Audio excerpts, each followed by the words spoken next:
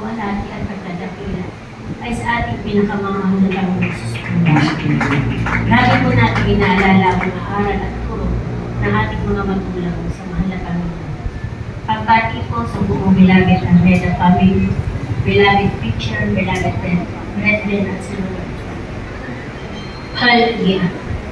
Salamat po, mahal na Panginoon, dahil sa galing ito, binigyan mo po ng pagkakataon na papurihan at pasalamatan ka, mahal na Panginoon. Sa dahil po ito na binukunan.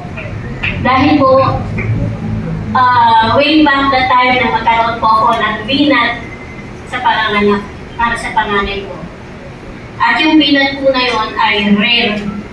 Kumbaga, isa hanggang sa 100 na babaeng nakapanganak ay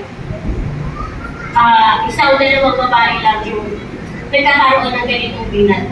Ang binat ko po ay yung matatawag na mula ulo hanggang paa ay para akong lantang kulay. Nagkaroon, mula paa.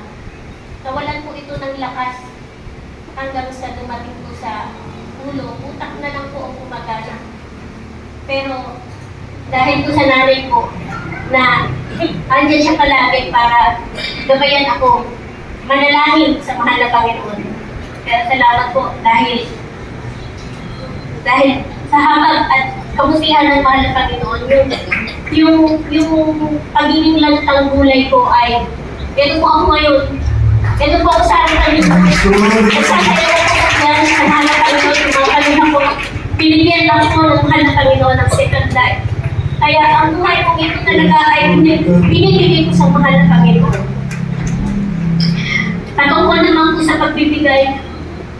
Katungkol ko sa pagbibigay ay dumating po ako sa punto na napaupo ako sa utang.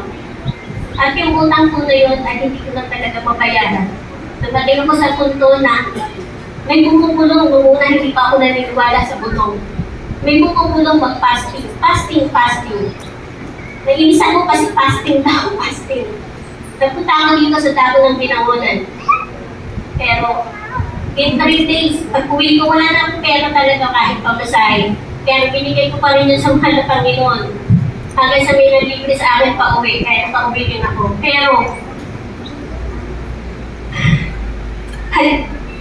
Pero dahil dun sa nakikirang pera na yun pag-uwi ko, binigyan ako ng Bible verse ng ating mahal na Panginoon. Pumasok lang sa isipan ko, nasa tricycle ako. John 14:14. Anything you ask in my name, I will do it. Hallelujah. Alam niyo mga minamahal. Uso pa noon yung mga Maya ganon. Uso noon yun. Dumating sa cellphone ko, may nag-notif na may pumasok nga akong pera na medyo makapabayad na talaga ng utang. 80,000 na yung pero sabi ko, di ba, nabauna ko sa utang. Yung mga pinagkakauntangan ko, lumapit ako sa kanila para bayaran sila. Alam niyo mga minamahal, hindi nila ako kilala. Sino daw ako, bakit daw ako magbabayad ng utang? Sabi ko, may utang ako kailangan ko bayaran. Hindi na kilala ako, babayad utang sa akin. Sayang pera mo, sabi nyo sa akin. Kaya ang lahat ng, ang ganito na lang, meron akong kuling i-share sa inyo. Nung nawala ko ang ating mahal na pastor, nagkaroon ako ng alinlangan sa gawain. Sabi ko, paano na ang Jesus Miracle Crusade kung wala na ang ating mahal na pastor. Pero after 3 days, nawala niya. Nakita ko siya sa panaliwik. Naririnig ko yung mga praises song. Pinakay niya ako. Dinala niya ako dun kay mahal na pastora. Tinabi niya talaga ako. Ang sabi niya, wag daw, parang natilig niya sabihin, wag akong maglupay-pay dahil ang Jesus Miracle Crusade ay nandyan lang. Lagi nakatagay sa atin ang mahal na pastora.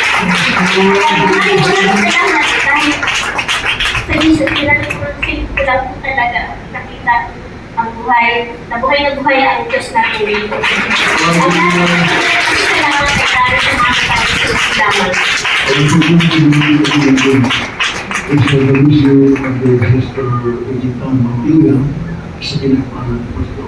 At kung hindi ko natin bigyan, isip kong pasalamat, our brother Jared Lopez, at magaling po over time, mga brother Sister Ivon Calatis, First Canada.